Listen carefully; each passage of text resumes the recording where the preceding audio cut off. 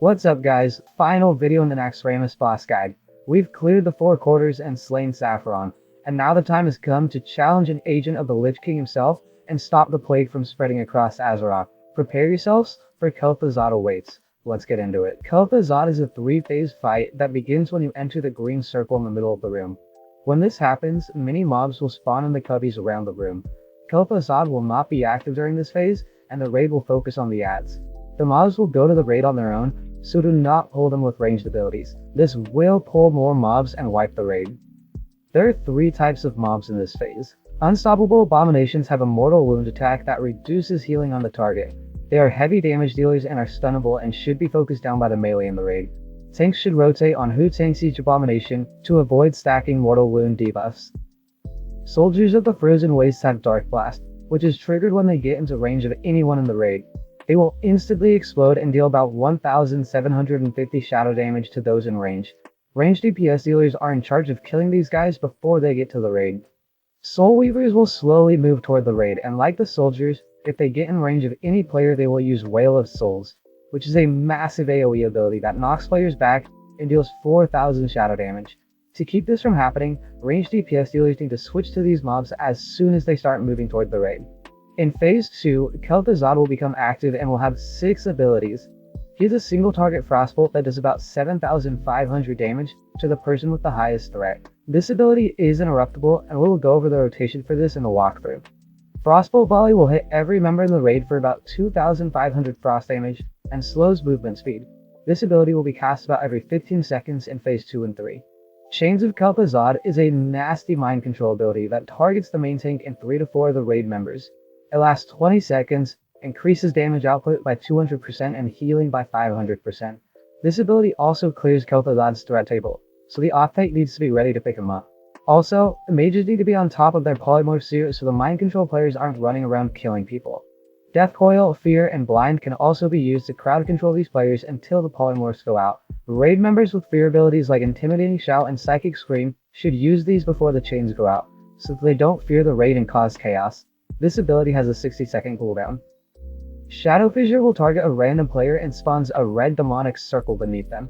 After 3 seconds, it'll explode for the amount of damage that will just insta-kill anyone, so make sure you avoid these. Detonate Mana targets a random mana user, burning half of their mana over 5 seconds before they explode, dealing arcane damage to anyone within 10 yards of them. This will be cast about every 20 seconds. Lastly, Frost Blast will target a random player and stun them for 5 seconds.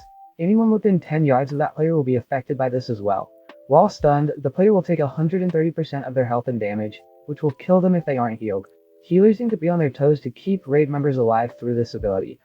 Also, Greater Frost Protection Potions should be used before this ability goes out to mitigate the damage. Phase 3 starts when Kel'Thuzad gets to 40% health. 5 Guardians of Icecrown will spawn that deal heavy melee damage and gain a stacking buff every time they switch targets that increases their damage dealt and their size.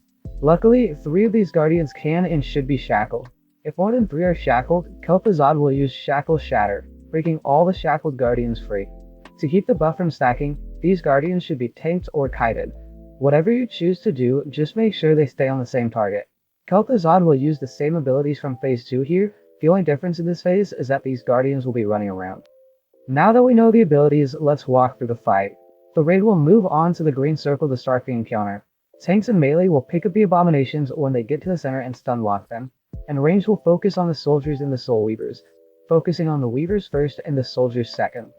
These mobs can be shackled, so shackle them if you're getting overrun. Once Kel'Thuzad activates, the raid needs to spread out and be 11 yards from any other player. This 11-yard spread will keep multiple people from getting hit by the Detonate Mana Explosion and Frost Blast. The melee, on the other hand, will need to clump in 3 groups around Kel'Thuzad, 1 on each side of him and 1 in the back. The melee's primary job is to interrupt the single target Frostbolt ability that will be cast on the main tank. Number these 3 melee groups and have each one interrupt a Frostbolt when it's cast, starting with Group 1 and moving to Group 3. When Chains of Kel'Thuzad is cast, make sure that the mind-controlled targets are crowd-controlled as fast as possible. The off-tank will also need to be ready to pick up the boss because the main tank will be mind-controlled. Also, be on the lookout for Shadow Fissures and move out of them if they're cast underneath you.